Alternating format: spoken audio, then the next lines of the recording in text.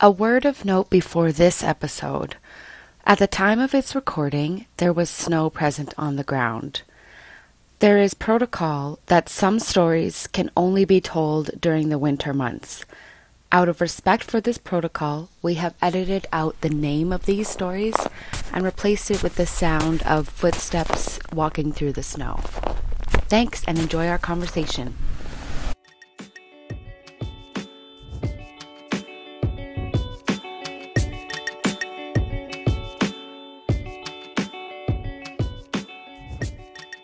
Welcome everyone to Maskwacis Sioux. We are back for another episode. I am Kayla and I'm here with my fellow podcast host, and we are actually live on location once again. We got out of our studio, my house, Sheila's basement, and we are actually in the lovely home of a very interesting individual who I went to school with, and yeah, we'll let them introduce themselves. Okay. Thanks for that compliment. You're welcome. Welcome everyone to our nation. This is the Maskwacis Cree Nation. It literally means by the willows. And what they're describing is a house down by the powwow grounds where there's a willow patch, because that's where the first Inak chief, one of our recognized Inak chiefs, lived. And so when we called the where's this band, from? Like we just, the chief lives over here. And that's kind of what we're saying. But the official title is Ermineskin. So we named after the chief. So welcome to Ermineskin. Yeah. Yeah. This is Pleasant Prairie. My grandpa was contacted by a surveyor back in the 50s about what they call that road, or what they call this place. And he was like, I think he said Maskwacis. And he said, this is a Pleasant Prairie. So they named this road, the county road, Pleasant Prairie Road. Back in the day, the 80s, they used to have a sign there. We've been living here in this territory forever, but in this particular part of this nation since the 50s. So this house was built in 1978? So we keep her going. Hopefully we get a new roof. I know that feeling. Yeah. 100-year-old home problem. Yeah, exactly. Yeah. We're getting a roof, Not quite sure where the squirrels are coming in either, but that's another thing that we got to deal with. I'm so glad we don't have squirrels around here or raccoons. Oh, yeah. Holy crap. That would freak me out. Yeah, no, we got a squirrel problem. So, yeah. Oh, I'm Josh Littlechild. My dad is Marvin Littlechild. My mom's Patricia Goodwill. My dad's dad was Victor and Alice. And my mom's parents were John and Stella Goodwill. That's where I come from. Welcome here. Oh, that's my intro. Oh, you want to know my traditional name? Yeah, sure. My traditional name is Tatanka Wakami Chasha. That means holy white buffalo boy, or man, I guess. I was given that name in this living room back in 85, when I was about 2 or 3. We had a holy man, or like a man from South Dakota come up with his drum group, and they recorded a drum album in this living room. I remember getting kicked out because I wanted to listen, but they recorded it, and then I got a name from Gary Holybull and a song. Okay. And they gave me a pipe and a stick. This living room's seen a lot of things, hey? Oh yeah. I was like, well, yeah, we recorded a couple albums in here. Like, let's go again. History is made here. Yeah. Well, thank you for having us. Yeah. Well. Yeah, and for welcoming us so warmly. We're super excited to come out here and actually get to be out here in this community, because it's always nice going to communities and not just being stuck in the city or in the university. Oh, the university, yeah. That's every time we visit the city, I like it for about 3 or 4 hours, and I'm like, I want to go home. It's just so much stimulation. Yeah. And that whole time, driving home, you're just passing by all the points that on your way home, and you're just ready to get there. I drive into the driveway of our place, and I'm just home. And everything from the day is just gone, in the driveway. Oh, yeah. Yeah. It sounds so nice. When I come home, it's just chaos. I mean, it can be chaos depending on what's happening that day, but usually by the time I hit the driveway, because it takes me an hour to drive home from work, by the time I hit the driveway, I'm like, okay, well, the work day is gone, and Yeah. I've been listening to the radio for an hour, doing that kind of stuff, so letting it go. As you know, Josh, we talked a little bit about this once before we started recording, but we're doing a podcast about writing, editing, and publishing Indigenous stories. So I guess we can start out pretty broadly and see if you have any experience with stories and storytelling. Yeah, my father is a storyteller. He tells a lot of stories. And it was funny, we were just talking about a story about parenting this morning at breakfast. My father asked me to tell that story to my nieces that were there. And it's more like, for me, it's a parenting story, but it's a matriarchal kind of story that really fulfills the matriarchal, like the woman role, which is a sacred role. And I feel like I was almost out of place for telling the story, but it has some duality in it for both male and female parents. And the story goes, and I'll share it with you. So, in like a lot of older elders around here that speak Cree, that are ESL Cree, you know, English is their second language and they're born Cree, they'll pick that story. The story goes, so this one woman, and it's a famous story, everyone knows this story. It's about a parent, be he a man or a woman or both. They were raising their child and they were constantly spoiling their child. So when the child would get in trouble, the parents would intervene and fight for their kid. Even if their kid was in the wrong, they would constantly fight for their children.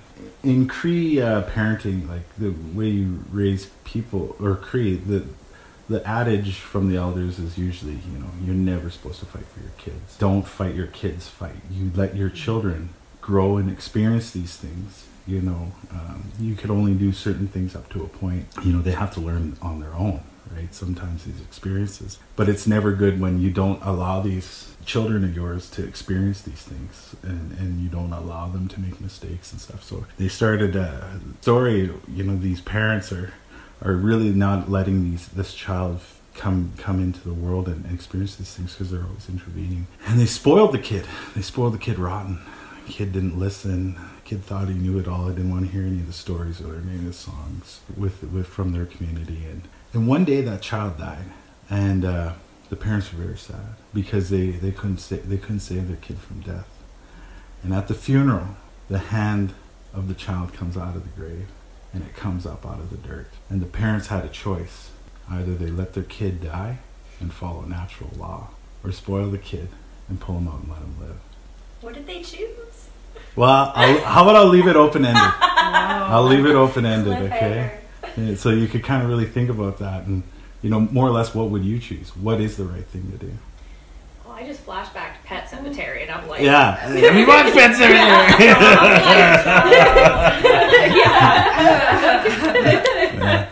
Yeah, so that's one that's I kind of leave it as a cliffhanger because, you know, well, what is the right thing to do, right? If you spoil your kid all the time, would it be right to pull the kid out, or is it do you let natural law take place and let the kid go internment? Well, you know, those are some of the stories that are around here, and you know, they have different meanings and they sound differently when they're explained in Cree, and I'm sure the same thing with Michif stories like that, you know. They have different meaning when you hear them in your language. Eh? I liked the dark turn though. Like, I don't know why that fed my soul in a weird way. You know, and that's what I love about our culture is that the good and the bad coexist at the same time. And you can't. You have to use the bad to explain the good. You know, and you can't get rid of one. You can't get rid of the other. They both coexist, and it's just a matter of balance at that point. Yeah, exactly. So we're sitting in the room, surrounded by pictures of, I'm assuming, your children, hey? How has this story affected your kids? Have you told it to them yet? The story, these ones, you know, I haven't told them of the story yet. I'm just trying to let them live life and not let them fall out of their own consequences of their actions. You know, I try to do that as I let them experience it as much as they can, because my job as a parent, unlike a fur parent, is not to confine the child and strip it of all of its resources, so I become the sole dependent. It's solely dependent on me for it to live. Yeah. My job is to have these kids ready to be prepped to go out in the world, right? And, you know, leave. And so I'm trying to build them enough skills to cope with that. So one day when they're ready to hear it, I'll tell them the story, and maybe it'll resonate with them. You know, we talk a lot about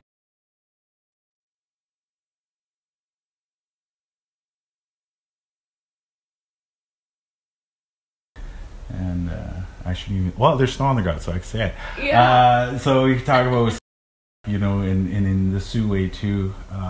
There's Okdomi, you know, stories like that. Nanabiju. Actually, this is the first year I sundanced with the Sioux and Alexis. Okay. That was the sacred tree there. Yeah. We were allowed to take pictures because the pipes weren't out. Oh, okay. The Sioux have a very different approach to sundancing. I find it's not as esoteric as the Crees. They're very open, and they want people to come of all cultures to experience it because their way is the right way. Yeah, I was just gonna ask, how did you get this picture? But okay, that makes sense. Yeah. It's a different approach. No, it's not better than the other. It's just a different way of seeing it. So yeah, we share a lot of things with them. I think Grant's been using the crap out of that picture in his research. I've seen that photo of you and your son at the powwow. Everywhere, because it's such a great photo too. It's sweet. Yeah. I had a couple of professors at his party tell me like, oh yeah, we've used that photo tons. I recognize you from the photo. I'm like, what photo? What are you talking about? Well, we might post a photo if we're allowed to. Yeah, go ahead. Okay, cool. Yeah, cool. We'll probably take one later. Yeah, maybe with the chickens. Yeah, do it. Watch out for that rooster though. He's vicious. Troublemaker. Yeah. Don't worry, I'll charm him. Yeah, do it. But I think so sometimes stories come at different times, but there definitely are like stories that you are sharing with your kids now. Yeah. Probably about like, because we can see like oh, sorry. the photos of like powwow dancing and like your son's hunting now. So I think there are probably definitely some stories that come just at certain ages of like a child's life and that they need to learn at certain points. Yeah. Well, I think, you know, the biggest one my dad's good at is the pubescent stories. That's a really big milestone, and I'm a firm believer a culture is really lost when they lose their coming of age ceremonies for men and women. And coming of age ceremonies out here are still very well practiced, especially for the ladies. For the men, you know, the pubescent stuff. Puberty is it's a big one that we gotta still maintain. And, you know, there's a lot of stories behind that too. You know, that has to be talked about. Sexuality, you know, it really affects the social circle of a family and other families too. When kids are going into that, and that's when the kinship really starts, you know, kicking in, and you start learning about, you know, your family stories and how you're all related and how that will coincide is like, you know. Well, I guess all your kinship, you know, is brought in to the picture for that individual, and those stories of your ancestors and how you got here. Actually, I had my first cousin bring her husband, who's from Onion Lake, tell me a story about. I know how I'm related to him now, but we both have relations that at the Frog Lake Massacre. You know, he had an oral story about the account of what happened, and he was talking about. You know, when it was actually about, it was more about women. Men were messing around with women more, and food. The food was just a factor of it that they were distributing in the Chicken Dance Society, I guess, in that tribe. When the chicken, I think it was the Chicken Society. When you mess with one Chicken Society member, you picked a whole fight with every member of that society. So when they were doing that conflict between the woman, the wife, the food was a part of it, but. They basically threw down that ultimatum and killed those men, captured. And then there's more stories, you know, about the women, you know, that they captured. And, you know, my dad has those stories too. And I was been told those stories when I was like in high school. I remember those stories. He would phone me and tell me those stories, or I'd sit down with him when he'd pick me up from the airplane, because I was going to boarding school at that time. And there was not a lot of First Nations culture, anything at that school.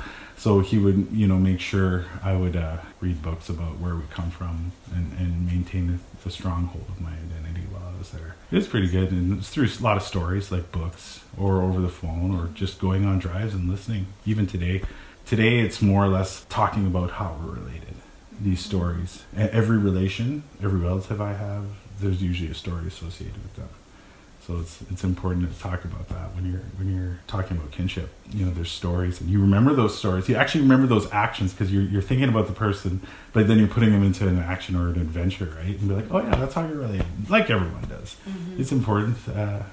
Especially in Cree. One thing I think of is you know, you don't address anybody by their first name. You know, you just go straight their title, how you're related to them.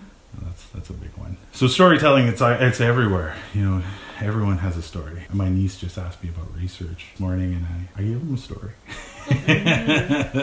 Yeah, I gave them a story about what we talked about being spoiled, but I really had to give it to them because I told them, you know, when you're going out asking for, you know, knowledge, you know, as an Indigenous researcher, give people tobacco every time, because they're going to ask you where you're coming from, and you're representing our people, you're representing our tribe. You know, you have to conduct yourself in a sacred and holy manner when you walk, when you talk, when you think, and even when you're taking in this research, treat it like it's sacred and holy. And what does it mean to you? Because some people are going to lay some really heavy stuff on you, and then what are you going to do with it? It made me really happy. They're like, well, we're going to give it back to the people, and I was like, yes. That's a win. I was like, I don't have to tell them that. These kids know what to do. The kids are all right. The kids are all right. The kids are all right. I mean, that seems to be a constant theme, like protocol and stories and traditional knowledge. I'm wondering if you could talk a little bit about the different types of protocol outside of tobacco. And like you said, the snow on the ground has to be there for Maskwacis stories. You can't take photos at Sundance. You know, those types of things that I'm just picking up that they're really important, that I think that everyone needs to know when they're dealing with Indigenous storytelling. I call it cultural red tape.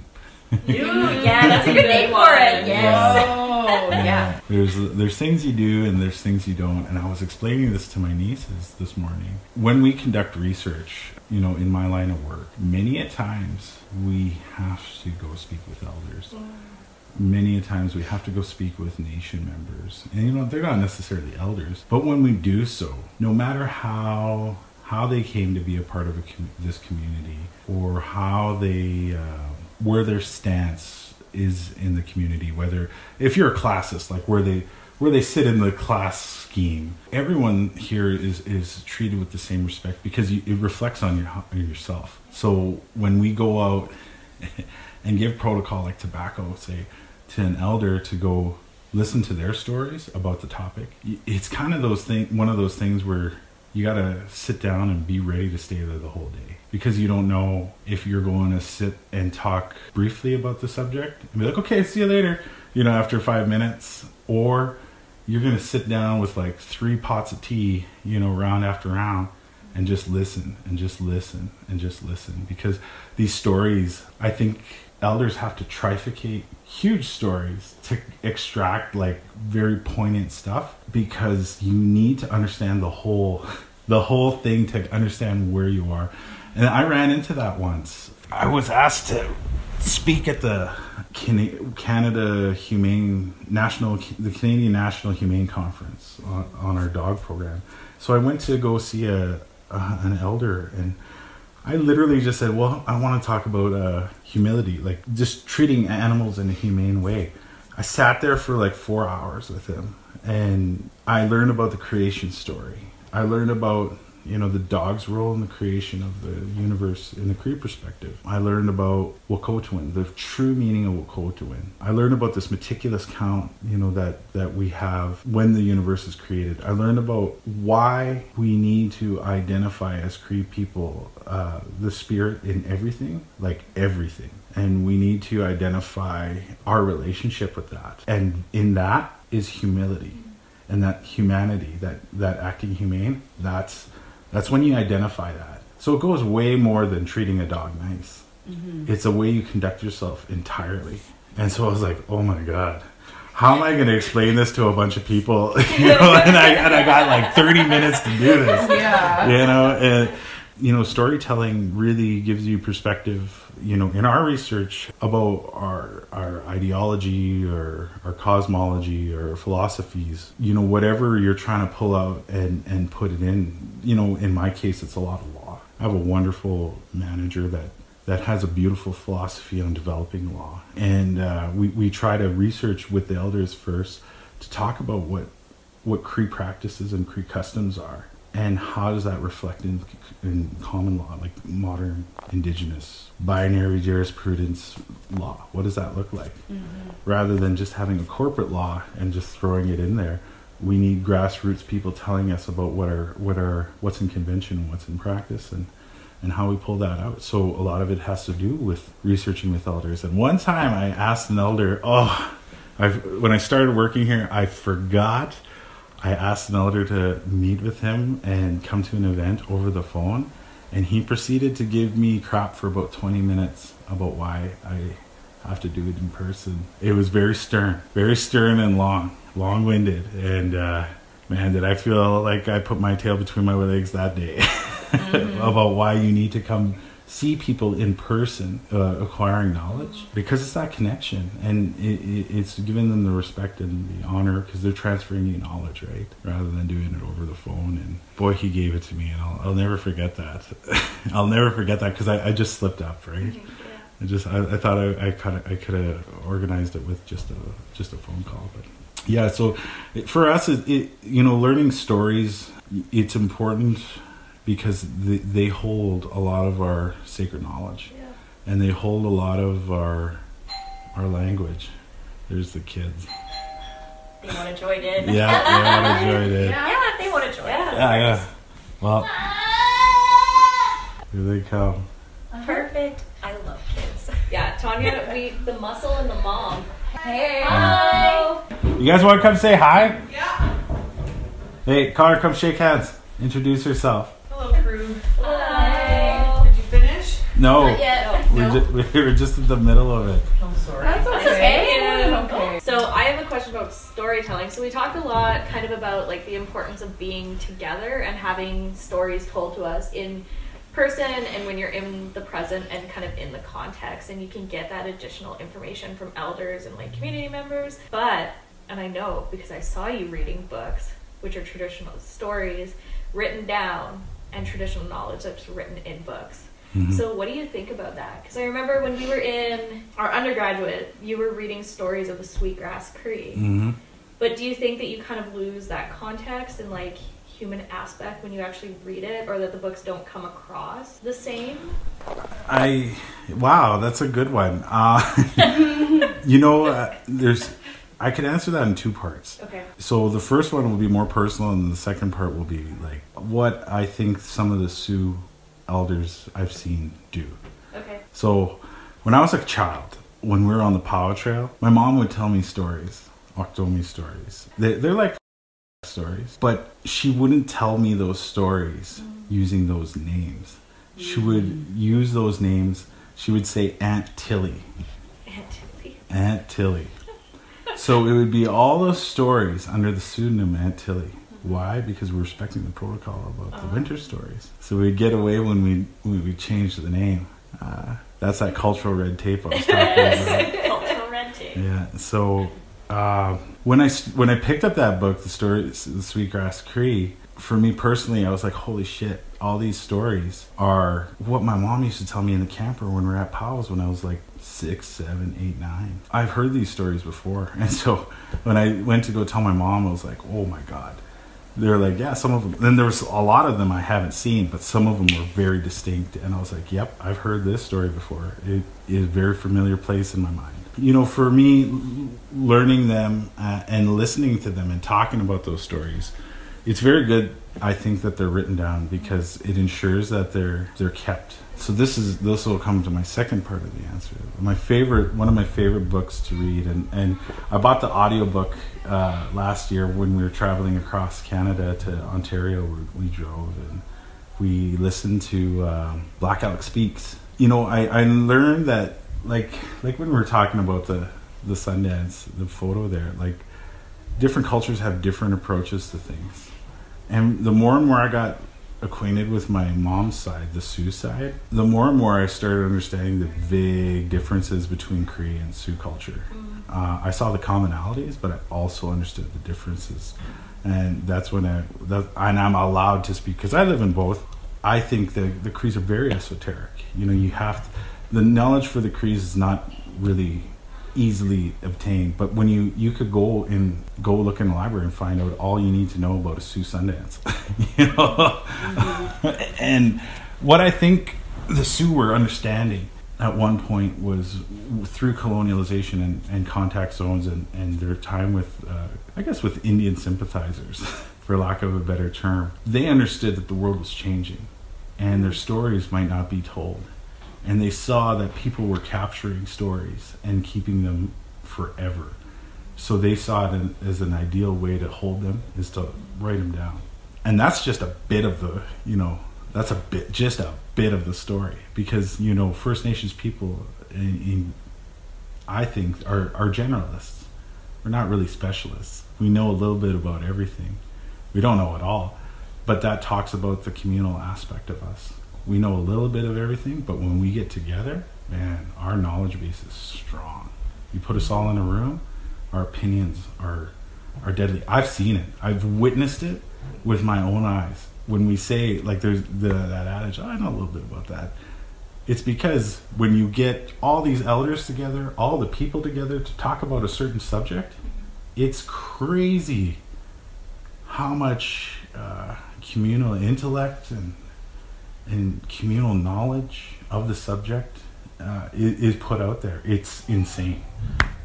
and that part of the storytelling, everyone knows a little bit of the story. When they come together, they bring in their own experiences.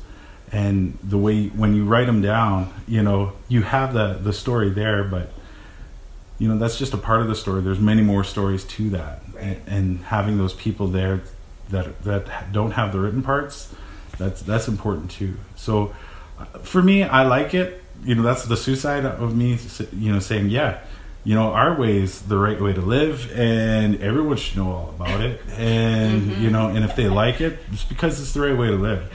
I'm right, you're wrong. Shut up. Yeah, you know what I mean. But then there's like the orality part where, like, it's good to respect people with the protocol, but it's for Cree people only, or it's for this particular culture only, right? Yeah. And it's like, well, it's good that it's a very exclusive club. Yeah. But does it mean it's right for everyone? Right. Yeah. So exactly. I like that Sioux approach where it's like, yeah, this is right for everyone. Yeah. just learn it. Do you know of any community members from like your community out here in Ermineskin that have written down like stories? Or and how was that perceived by the rest of the community? Do they regret it? I couldn't speak on their behalf. No, I guess that's true. But I have written I have read their writings. They're scribes, and they write good things. I mean, they're not printing gossip. No, they're, sometimes. Yeah. They're like, oh, this story about Uncle Joe. Who spoiled his kids too much. Pet Cemetery happened. Yeah. Like, just FYI. Yeah. So these guys, like, I know, like, we're really lucky to be here because we have my dad who's an elder. We have one elder here, he passed away last year. He is a big knowledge keeper. And then another 2 knowledge keepers down here within, a country mile. And, growing up here, I just go to their houses and learn and go ask, bring protocol. I remember I was like Connor's age. I was like 11 I was a little older. I was like 11 or 12. And I remember my uncle telling me about residential school and like how crazy it was because we got out of the sweat lodge and he went out first and I went out after him and I noticed this big scar on his back. And I was like, what happened there? And he was like, oh, I was running away from school. And I was like, man, I want to run away from school too. But like his context was totally different. Right. I was like, yeah, I feel you. You're so cool. Being a 12-year-old impressionable boy, here this old elder is like, yeah, I hate school. It's like, me too, school's out. The image in my head is just perfect. Like, they should have played Alice Cooper's School's Out. We're crawling out of that sun, the sweat lodge. But but then he started telling me, like, he was like, they did awful things. They allowed us, they made us hate our language and our culture. And I was like, what? I was like, what does that mean? I totally didn't know what it meant, but I understood it happened, but to him, And then my dad would tell me stories, crazy stories. And then Willie, just down the road, Willie Littlechild, like, crazy stories about what happened to them as kids. And these elders here, like, they all have crazy stories about their experiences, which were culminated and put together in the TRC recommendations and the final report. I think it's important to write it down. We have Richard Lightning, who wrote in a book about the teepees, late Wayne Roan, who wrote about natural law in a publication, in a very gray literature publication, with Wilton Littlechild, Dr. Willie Littlechild, that I somehow in his own archive I picked up and copied, and read about what natural law means to Cree. Yeah. That's really hard to get your hands on. Learning our research techniques and his own library archive in his office, I was able to just check everything out. And that was one of the most interesting things I've ever seen. Do you ever think yourself or your dad would ever write down your family stories? They do. They do. Okay. Yeah, my dad does. He writes down for the last 15 years. He's been writing. He procures copies, recordings, photography. The only thing I haven't seen him have is a map. Okay. Interesting. But back when I was a kid, we were, when I was studying, I guess I was a kid. I was 25, 26. I was studying, I had to take, and here's a story from an elder here. He was a Sioux, Mr. Sioux, one of my grandpa. He was telling a story about mermaids, and it was, and I can share that with you, I guess. The story goes, there's this chief, and it's like the story I told you before about Pet Cemetery. So you're gonna leave us hanging again? So, this one might be a little more rounded. Has all the major elements that we need in this storytelling era. The story goes, this chief, of this prominent chief, had a son who, was about a teenager, and he was a very defiant teenager. They did teenager things, and in the summer, what the warriors did, the young warriors, the teenage warriors, they do is they just ride their horses around and play games. And one particular game they had was, it was like chicken, who could ride their horses closest to the edge of the cliff. So these three warriors were riding and seeing who would get close. But that chief's son was like, shit, I got the fastest horse here. I look good, I smell good, my hair's great. I could do this. And so he ended up trotting really quickly, just like this little ottoman here. We got real close to the edge, boom, he stopped. And his friend was like, well, I could beat you. You're easy to beat. Boom.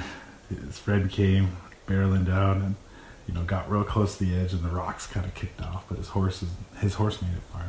Then the third friend was like, I could go even further, and he went, and holy smokes, he made it to the end, and then his horse's hoofs kind of went over. That chief's son was like, I can't lose. I'm the chief's son. I have to be the best. So he came and he was riding. And he flew over the edge. And he died. And so his two friends are like, oh shit. What the fuck are we going to do? So they started riding back to the camp. Riding real fast. And we got to tell his dad. They went to his dad and he said, look, your son's dead. He fell off the cliff while we're playing the closest to the edge game. His dad was stunned. His dad was sad. He said, well, take me to him. I want to see him. I don't believe he's dead. So they all got ready. They rode out. They went to the cliff, and he wasn't there. They were astonished. They said, well, what happened? They went looking around. Couldn't find it. They said, we better go back and talk to the elders. Get back into the camp and start talking. They said, well, how did his body go missing? And the elders said, well, something must have took him. And if you didn't see any entrails or blood, probably wasn't an animal either. Some spiritual people must have took him. So this one elder, this old man, this old medicine man piped up and he says, I've seen this. He said, it's the people of the water There's a people that live in the water. There's a tribe in there, a whole different world that we don't know of. And right now, I'm just thinking of the Little Mermaid theme song. And so they're like, he's like, man, this is it. And the old man was the father was so sad. He said, well, I'm real sad. I just can't let him go. Because in the Cree way, you know, when you mourn, you take down all their pictures, and you try not to think about him for 4 years, and then after the 4th year, you let him go. And he was really tight with his son, and he didn't want to let him go. Just like the story I was telling you before, he's getting a little bit spoiled, eh? Mm-hmm. Going towards that spoiled story.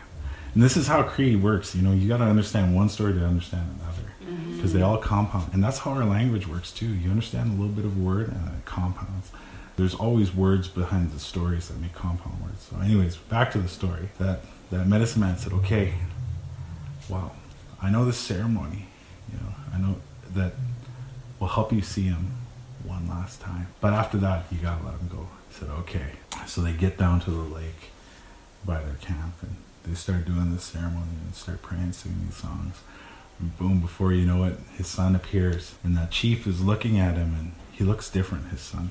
He's, you know, dressed differently.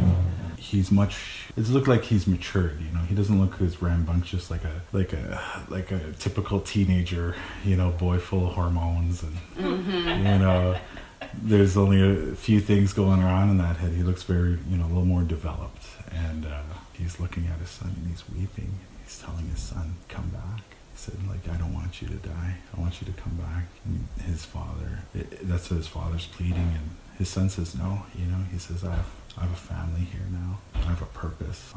I'm fulfilling a calling that I'm doing with this tribe here in this world. You don't need to worry about me, because, you know, I'm honoring you by living out these obligations that I'm doing with this world. And so they both hugged. They said goodbye. And that's the end of the story. I like it. Yeah. So that's from one of our elders here, the late Sioux, one of my grandfathers, and I had to translate that story from Cree, and they captured it in an old VHS tape at our cultural college here, right. And he was explaining that story. And so I was listening to it, and I was like, dang. And so sometimes when I talk to elders around here, they're like, oh yeah, I heard that story. You know, I know which one you're talking about. You know, it's kind of cool because, like, you know, you heard it. And this story was recorded in like 86. Yeah. You know? So that's pretty old. That's pretty old. So, you know, those stories, you know, have a lot of meaning. Those two, I guess I shared, you know, have a lot to do with parenting, you know. Yeah. They talk about, you know, as a parent, and if I told it to a child, I'm sure the child would have a different perspective and take it from it. And that's what I like about the stories. Just make sure there's snow. Yeah, make sure there's snow.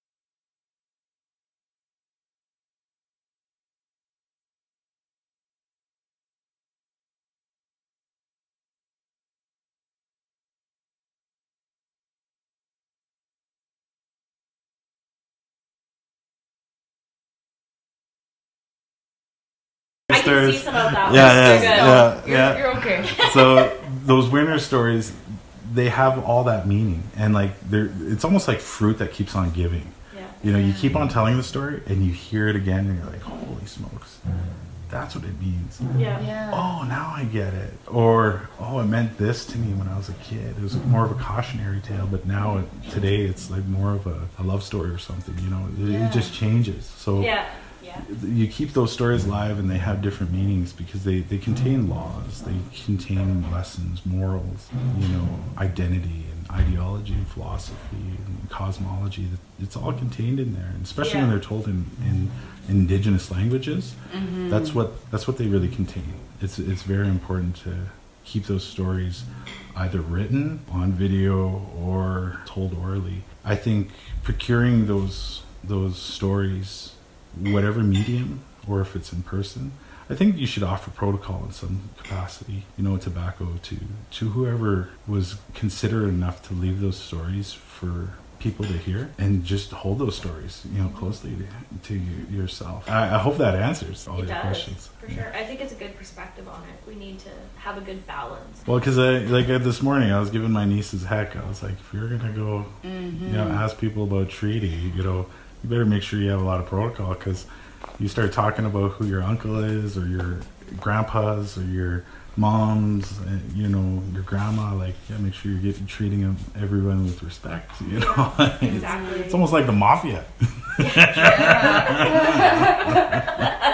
mafia. It needs an elder mile. Yeah, exactly. You're gonna do some knowledge procurement. You better make sure it's okay with all the big shots. For sure. This is totally my jam. Well, a lot of our family stories have to do with death in some way, or like you said, learning a lesson. But our stories, they're more like ghost stories almost, you know, and they're kind of categorized as like supernatural, which I hate that word because it just, I don't know, it irks me in a way, because I don't think that that's what the stories are about. Do you know what I mean? It's very spiritual.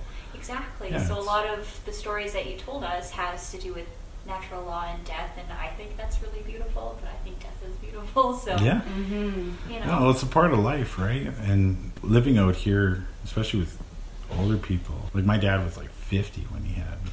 I remember as a kid I went to a lot of wakes. Every time we'd go to wakes, just understanding that, you know, it's a cycle, and there's stories and ceremonies that are custom with that, but you know, those rites, just like the pubescent rite, the birth rite, the name-giving rites, the ceremonies, the death rite with the journey songs, those all are, you know, part of our life cycle, and our stories and our languages contain that.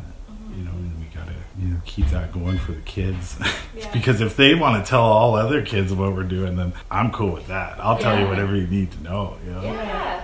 Well, and I think sometimes, like, my niece is 10, and she really likes stories about anything kind of, like you said, you don't like supernatural, but like shapeshifters or like werewolves. Like, she's so into, but it also slightly terrifies her at the same time, but she loves it. She's like, I'm afraid, but I'm intrigued. As I'm like, oh yeah, the werewolves. Like, they're out there. And then she hears like the coyotes howling, and then she's like, oh, they're coming to get me. I'm like, there's something about it though, you know, like it's almost like macabre, like a lot of Métis folks that I meet, especially from my community, they're either really into it and they're really intrigued by it, or just scared shitless about it. Well, and I think it's important to like tell the right stories about different things, because like there are things that are more scary than death, right? And I feel people that like have no experience with death, that kind of like natural law and like moving on kind of thing, they're really disturbed. Like, they don't have anywhere to like ground that in. Like, they don't, where it's like stories are really like grounding. Or they can be. And I think sometimes too, it's interesting, like when you don't even know somebody or you've never really met their family before, and you share very similar stories or like experiences. I was telling so Tanya, I freaked her out one night. I was telling Tanya, we went to Albuquerque together for a conference, and we were just sitting around like sipping some margaritas, having a good time, and I was telling Tanya, we were talking about like ghosts and how sometimes things can appear to you. And so I was telling Tanya, I sometimes, like, I don't know if it's a dream or if it's actually happening, but I constantly have this individual that visits me when I'm sleeping, and they are all red with like black eyes.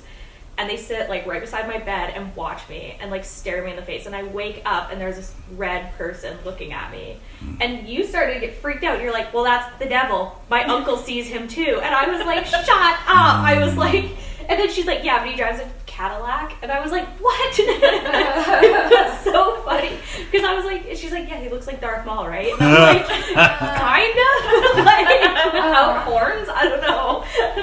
But that's a thing, right? Like, I don't know, as Métis folks, like we get dispossessed, right? But story is a way to connect us together. So you're connected with my uncle, whether you like it or not. But then I also told Tanya if the devil's visiting me, like we were sharing a room, so the devil was also visiting her. So. Yeah, I'm like, nope. Yeah, she's don't even. You go sleep out in the like hallway. Like, that'd be freaky. Get out of here with that. Well, yeah, because it's terrifying.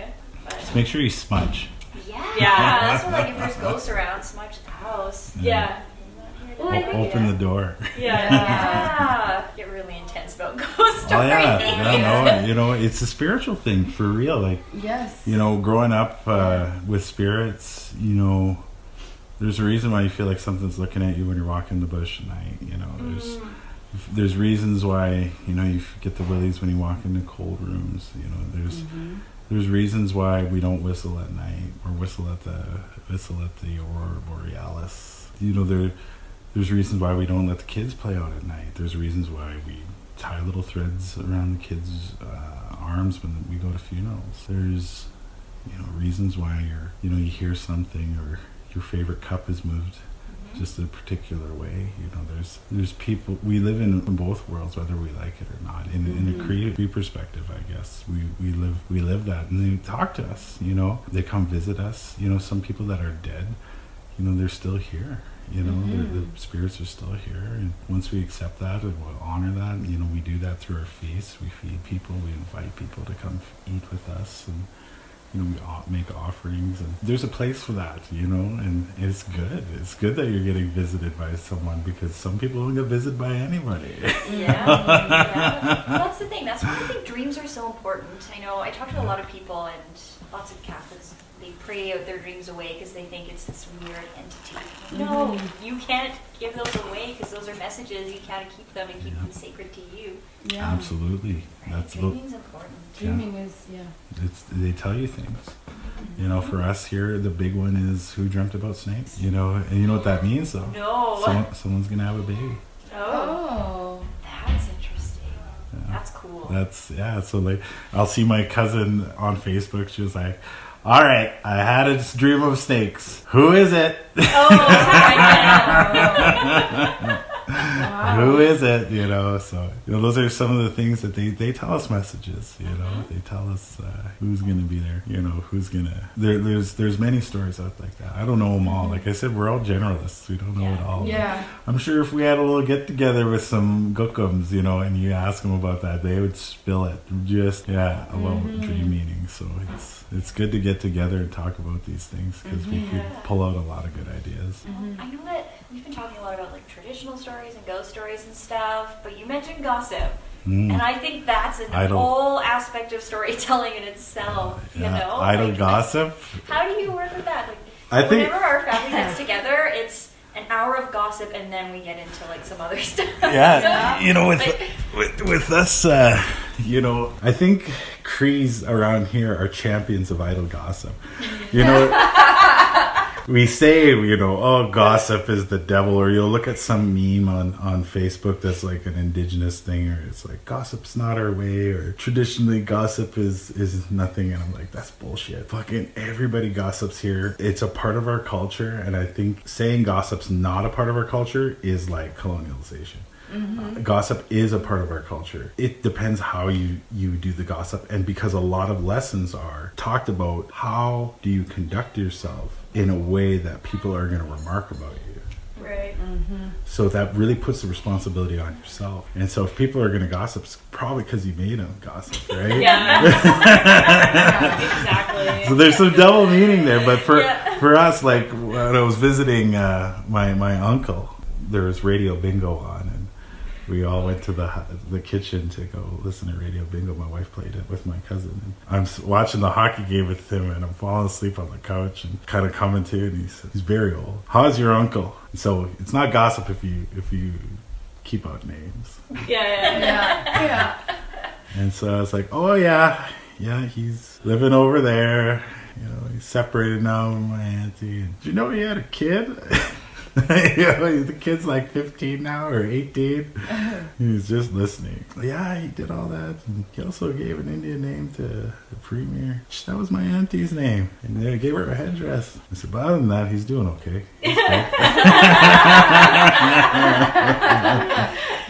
I don't know, I'm just so fascinated by that, because that's a way of relating too, right? Because I don't see my aunties in Manitoba very often, but I hear the gossip, and it just makes me feel like I'm close to them, even though I don't see them that often. Yeah. It's a weird kind of a situation, right? It's just keeping you in check, and it's like also the community keeping you in check. Yes. Because if everybody knows your business, and like you said, like they're talking gossip about you for a reason. Oh yeah. It's keeping you in check. It's not like, because I think a term that gets thrown around a lot now is like lateral violence and stuff, and there's a difference between lateral violence in the community keeping you in check, because you're messing up, and you're messing up big time. And like there's been times like in my life, you know, that like I was not doing well, and I'm glad people talked about me, you know, and then and now things are better. Exactly. You know, I think there's leveling mechanisms within Indigenous cultures that, you know, having stuff like that, like gossip, if it's used in a good manner because of the results of someone's action, it levels people out. You know, either brings them up or pulls them back down to reality. Yes. Well, it's still like, even if you're going through a rough time, you're creating your own story, and people are perpetuating your story, right? Yeah.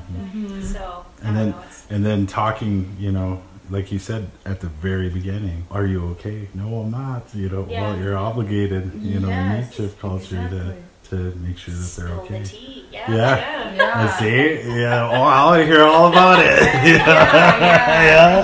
Tell me how bad your day was. It was like the first 20 minutes. Who did that right here? Like, Kayla, this is going to be a lot of information for you, but it's coming out. This is what I'm doing. And I'll totally just listen to it. But then we arrive in a good mood. So. You just like lay everything out on the table. And then you're like, okay, we're good. I think, you know, those things too, from a social perspective, storytelling, that really helps people socially in our communities do well and look out for one another. But you only say it if it's the truth, though, right? Oh, of course, Right? That's a big part. Yeah, that's a big part of our community. You know, there's an old ceremony where, oh man, I want to tell you guys so much. There's an old ceremony where, and this is a Sioux ceremony, or like, this is what my mom used to say. You know, if two sisters were getting into a dispute, you know, you take a knife, you stab it in the ground, or put it on the table, and you say, look, if I'm going to tell you, if what I'm saying is not true, you take this knife and stab me. If what you're saying is not true, you know, I'm going to stab you with this knife.